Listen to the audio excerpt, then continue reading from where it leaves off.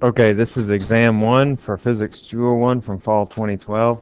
What is the area of this paper in square centimeters? This paper is approximately, oh, sorry, paper is approximately 20 by 30 centimeters, about 20 on the top, 30 on the sides. That's 20 times 30, which is 600, about 600 square centimeters. That's C. Consider this equation. The units for variables as follows. What must be the units of R for it to be dimensionally correct? So let's just put in the units. T is seconds. V is meters per second. So in the denominator, I'm going to flip that. So I get second squared over meter there. I have R. I don't know the units of it. X is in meters. Acceleration is meters per second squared, but I flip it. Second squared per meters. So that meters cancel. I'm just left with second squared on the right, second squared over meters on the left. So in order to make these equal, I need a 1 over meters. That's A for 2. Express the result of this mathematical operation. Appropriate sig figs. I do this first. That's 38, keeping the lowest number of decimal places, divided by 42 plus 4.5. This is going to be 0.9. It was 0.91, if I'm not mistaken. Let me just double check. 38 over 42. Now 0.90 plus 4.5, keeping the lowest number of, that was keeping the lowest number of sig figs. Now keep the lowest number of decimal places, which is just 1 decimal place. So that's 5.4. Actually, no, that was 0.91. Huh. Yeah, 0.91, 0.90, doesn't really matter, but the answer is 5.4, D. What are the 3 basic quantities in mechanics used by physicists to derive additional quantities? That would be mass, length, and time. The standard for the meter is the distance that light travels. It used to be a specific bar, but not anymore. Now it's the distance that light travels in that amount of time, based on the speed of light. Water flows at 45 cubic meters per hour. I'm going to convert that into centimeters cubed per second. 1 hour is 3,600 seconds. 1 meter is 100 centimeters. I have to cube this term because it's cubed. It gets rid of my hours. It gets rid of my cubic meters. I'm left with cubic centimeters per second. And let's see. That gives me 1.3 times 10 to the 4 cubic centimeters per second. Hey, 13,000. Which of these is not a vector quantity? Okay, speed, scalar, mass is scalar. These others are vectors, velocity and displacement, so that's 2 and 4. C. So there's plot of position versus time and answer the following 2 questions. What is the direction of the velocity? This is position versus time. The slope gives the velocity. The slope on this graph is always positive. The slope is positive. All right, so the answer is positive velocity. On my cardinal directions, I have north, south, east, and west. This is plus x, so it's going to be east, A. What is the direction of the acceleration? All right, so I have positive velocity because the slope is positive, but the velocity is also decreasing. If the velocity is decreasing, that means that the acceleration is opposite the direction of the velocity, so that means I have negative acceleration. This is my negative x, which is the west, so it's B. For number 9 is B. What is the mass of a typical man in kilograms? You know, a kilogram is roughly 2.5 pounds. I think it's more like 2.2. We'll just call it 2.5 pounds. So just go here. 7 times 2.5, that'd be like 10 pounds. 70 times 2.5, that'd be what, 175. All right, that's pretty typical. But just for comparison, 700 is like, you know, what, 1,700 pounds. So obviously that's not correct. 7,000 would be ridiculous too. So it's 70 kilograms. Which of these velocity versus time graphs represents the motion in this position? All right, first of all, I just want to ask the question, what is the sign of the velocity? All right, this is position versus time. It has a negative slope, so a negative velocity. So we want to look down here. We can get rid of some of these. This one shows positive velocity. And this one also shows positive velocity. Positive because it's above v equals 0. It's in quadrant 1, the data for those graphs. So those give positive velocity. I know I need negative velocity. And B and D give negative velocity. I also see that the slope of this graph is decreasing. So negative velocity, and it's slowing down. Negative velocity, the speed is decreasing. So I want to pick the graph that has decreasing speed, and that's this one. See, it's big here, small here. So that's the answer, D. I can also see if it's negative velocity, decreasing speed. That means that the acceleration has to be the opposite direction. So I have positive acceleration, and notice here that this graph has a positive slope, which is the same as saying it has a positive acceleration, whereas this one has a negative slope. A lot of people miss that one. You throw a ball up into the air and it returns to your hand. So throw it up in the air. Goes up, comes back down. I know that the velocity is positive here and decreasing. And over here I have a negative velocity and it's increasing speed. And here I have v equals 0. So I want to find the plots that match this. Let's say you just take the first part. That's positive velocity and decreasing. All right, that gets rid of this one, because see the velocity is initially negative here. And this one. Gets rid of this one because the velocity is negative here. All right, so I have positive velocity, velocity equals 0 here and here. That matches up with that. And then on the other part, I have negative velocity. But look, this one starts going positive again, so that one's not the answer. Here I get negative velocity, and the velocity, or the speed, is increasing. It's speeding up. So the answer is B. Throwing a ball straight up, which of the following is true about its velocity and acceleration at the highest point in its path? We've already shown that the v equals 0, but the acceleration is also equal to negative 9.8, which of course is not 0. So v equals 0, but a is not 0. B. We can see that back in this graph here, which is the same scenario. See, because the slope here is always negative 9.8, and that gives us our acceleration. And the slope is even that when v is equal to 0. Consider this graph. At what time is the velocity greatest? Velocity is given by the slope. At point C, we have the greatest slope, so it's C. When is velocity negative? The slope is negative at point D, so D is the answer for 15. All right, derive the two equations of motion. We're going to begin with our definition of acceleration, dv dt. dv equals a dt. I integrate both sides, and I get v equals at plus some integration constant. And this is just going to be my initial condition, v naught plus at. So that's my first equation. And then for the other one, I go by this definition, v equals dx dt. Excuse me. Is equal to v dt. I integrate both sides, and I'm going to plug in this for v. So the integral of dx is just x, and the integral of v naught plus t, plus at,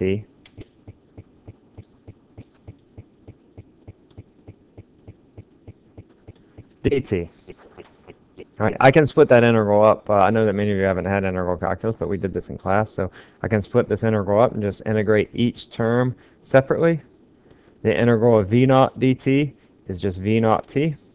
The integral of at dt is 1/2 at squared, and then I have some integration constant. This integration constant is our initial condition. That is, what is x at t equals 0? So that's just going to be x naught.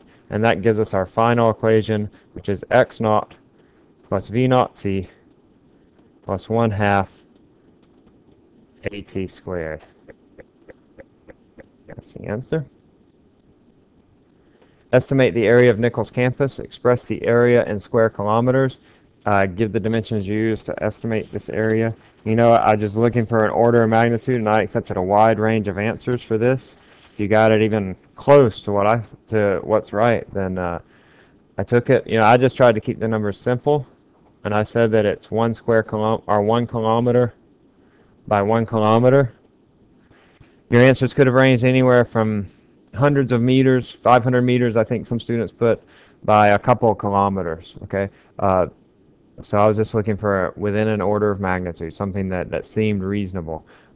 So 1 kilometer by 1 kilometer, that gives me an area of 1 kilometer square. That's A. All right, convert this into square meters. By the way, each of these was worth 5 points each. So 5 here, 5 here. For part B, 1 kilometer square. In 1 kilometer, there are 1,000 meters, and you have to square that term. And so that's going to give me 10 to the third squared, which is 10 to the sixth square meters, or a million square meters. All right, if you had different answers, you could have gotten, you know, like if you chose 0.5 kilometers by 1 kilometer, then you would have gotten, you know, 500,000 square meters, and I accepted that. All right. If there are 7,000 students on campus, they are all standing equal distance from their closest neighbor. That is, they're all standing on a grid like this, all 7,000 of them. I want to know what is this distance between them. I just take the area, which is 10 to the 6 square meters, divided by the number of students, 7,000 students. And that'll tell me how much area each student has. And I find that they have an area of 140 square meters per student. All right. If I take the square root of that, I find the side, like if we assume that they all stand in a square with that amount of area, so the area is equal to the length times the width. So I can just take the square root of that area, 140 square meters, and I get 12 meters. All right, so they are separated by a distance of 12 meters on average. If we were all standing on campus, all standing on a regular grid, that's our space, 12 meters. Consider this equation. What units must be placed in the blank place in order to make it dimensionally correct? All right, this is similar to the multiple choice we had. Let's just write out our units. I have meters cubed. Acceleration is meters per second squared. T is seconds squared. V is meters per second. I have some units there. Meters per second for V, but they're both squared. Seconds cubed, meters squared. All right, let's just simplify this. That meters cancels there. That seconds cancels with one of those. So I'm left with meters cubed, seconds cubed over here. Meters cubed, seconds cubed. And then over here, we get seconds squared, gets rid of two of those, get meters to the fourth seconds. All right, so in order to make these the same, I need a second squared, all right, to give me seconds cubed on both sides, and I need a 1 over m in order to give me meters to the third on both sides. Second squared over meters, that's just 1 over acceleration. If you just stopped here, that was okay. If you carried on and got 1 over a, that was okay. And then at least 2 of you, maybe 3 of you, did this funky thing where you, or it wasn't funky, but you actually expressed this in some combination of x, t, a, and v, or some combination of those. And as long as the units of that were second squared over meters, I accepted it. It's not incorrect, but it's not really the way that I would have done it. But I thought it was clever nonetheless. So, all right. So consider this graph. The function for the graph is given right here. Graphically estimate the distance traveled between 0 and 1 seconds. In order to graphically determine the distance for this v versus t, you find the area under the graph. All right, that's the area here. All right, each of these blocks is worth 10 times 0.5, which is 5 meters. Right, so I can estimate this area, you know, and just looking at it, I have 2 partial blocks, and I said it's about 6 or 7 meters. All right, so I'll just say 6.5 meters. It's somewhere between 6 or 7 meters. All right, so I accepted a wide range of answers, anywhere between, say, 5 and 8, somewhere above 5, less than 10, and so I'll say 6.5 meters. Given the function for the velocity, calculate the distance traveled between t equals 0 and 1 seconds. All right, so for part B, the distance is the integral. So x is equal to the integral of this function, which is 2t to the fourth minus 6t cubed minus 4t squared plus 9. And this is all in terms of t. And I'm going to integrate from t equals 0 to t equal 1. So if I integrate this, I get 2/5 t to the fifth minus 6/4, which is just 3/2, you know, t to the fourth plus minus 4/3 t cubed plus 9t. That's the integral of that function. The limits are pretty simple, from 0 to 1. So just plugging in 1 for all of these just gives me the coefficients. So it's 2/5 minus 3/2 minus 4/3 plus 9. And then minus the initial condition, everything goes to 0 because it's 0. So this is just our answer. And I get 6.6 meters. That's pretty close to our estimate of what the graphical interpretation was. All right, for part C, graphically estimate the instantaneous acceleration at t equal 1.5 second. So I want to know the acceleration at this point.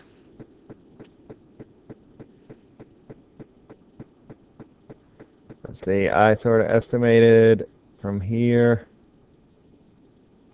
up to here. So I use this to find my slope. My run here is 1 second. My rise is about 22 meters per second. You might have had a slightly different number. So my rise is negative 22 meters per second. So my slope is negative 22 over 1. That means that my graphical estimate is negative 22 meters per second squared. It's just the slope, rise over run, negative 22 over 1. All right, now given the function for the velocity, calculate the instantaneous acceleration. Oh, let's see, this is D. I take the derivative, A is equal to dv dt. A is equal to dv dt. And the derivative of that function, the derivative of this function right here, is going to be 8t cubed minus 18t squared minus 8t, and then the 9 goes away. And if I plug in t equal 1.5, so if I let, I find that acceleration is minus 26 meters per second squared. All right, I got minus 22. I think that's pretty good. Maybe this is a bit of an underestimate here because I actually have a little bit up here as well. So maybe 22 is a bit of an underestimate for the rise, but still, it's still a pretty good estimate. The graphical is sort of subjective. And now E, I want to know the average acceleration between t equals 0 and 3.5. I'm going from here to here. I just sort of fudged a little bit on the numbers, made them easier. I said that at t equal 3.5, that the acceleration was 0, or the velocity is 0. This is v final. So I said at t equal 3.5, my velocity is 0, minus at t equals 0, I said that it was 10. You probably had numbers that were slightly different from this because you see it's not exactly on 0 and not exactly on 10, but just looking for something close on these estimates. Over 3.5 seconds, and that gives me negative 2.9.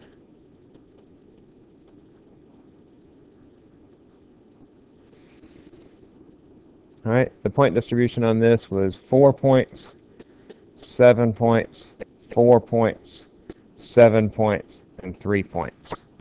I was really mainly looking for this integral and this derivative. That was the bulk of the problem. All right, this was just extra paper for you to do that on. You throw a ball straight up at an initial speed of 12.5 meters per second. What is the maximum height of the ball? What is the ball's velocity? It's equal to 2 seconds. How much time elapses before the ball returns to your hand? And what is the speed of the ball when it returns to your hand? All right, so I have a ball. I throw it up. It comes back down. I know here that V naught equals 12.5 meters per second.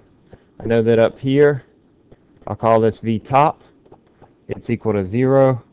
I want to know, I know that down here, this is Y naught equals 0. I want to know what is this Y equal to. I want to know the ball's velocity at 2 seconds. I want to know how much time it takes to travel. So first, let's just find the maximum height of the ball. In order to find that, I need to know the time at the top, but I know that V top equals V naught plus AT, and so that's 0 equals 12.5 plus negative 9.8 times T. If I solve that for T, I'll step through the algebra here. I subtract 12.5 from both sides, so I get negative 12.5 equals negative 9.8 T. Divide both sides by negative 9.8. And then I find T is 1.3 seconds. Oh, that's not what I'm looking for, actually. But I need the time in order to find the maximum height of the ball. So I say Y. I'm just going to leave the Y naught off. Why would I do that? Why not? Plus 1/2 AT squared. No, I leave Y naught off because it's 0. It's almost always 0. So I can solve now for Y. Put in my numbers here. I have 12.5 meters per second, my initial speed. And now I know the time is required to get up to the top.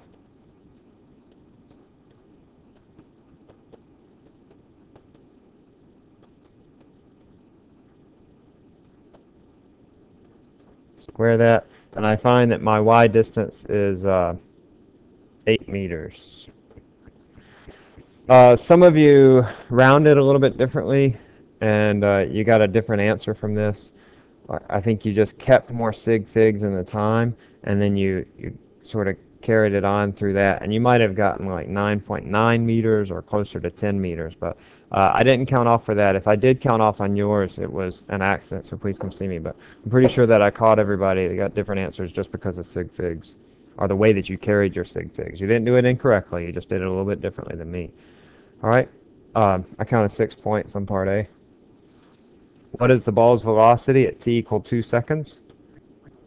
At t equal 2 seconds, it's part B. This is pretty simple. I'll just say V equals V naught plus AT. This function describes the velocity, so I just put in my values.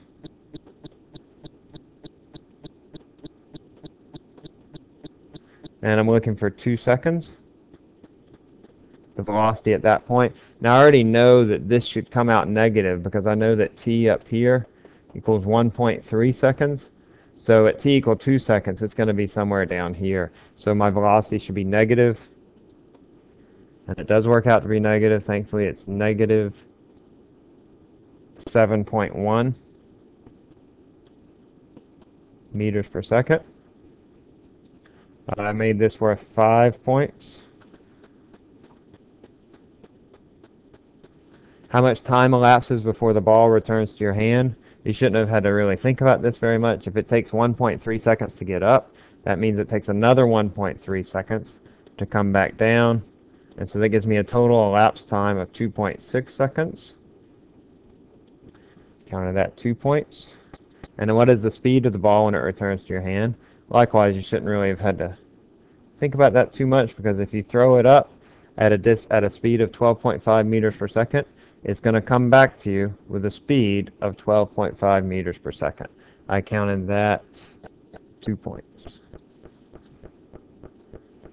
No calculations required for C or D, because you've already done them for C, and D you should just be able to think about. Alright, that's the end. There's the multiple choice answers again. That's all.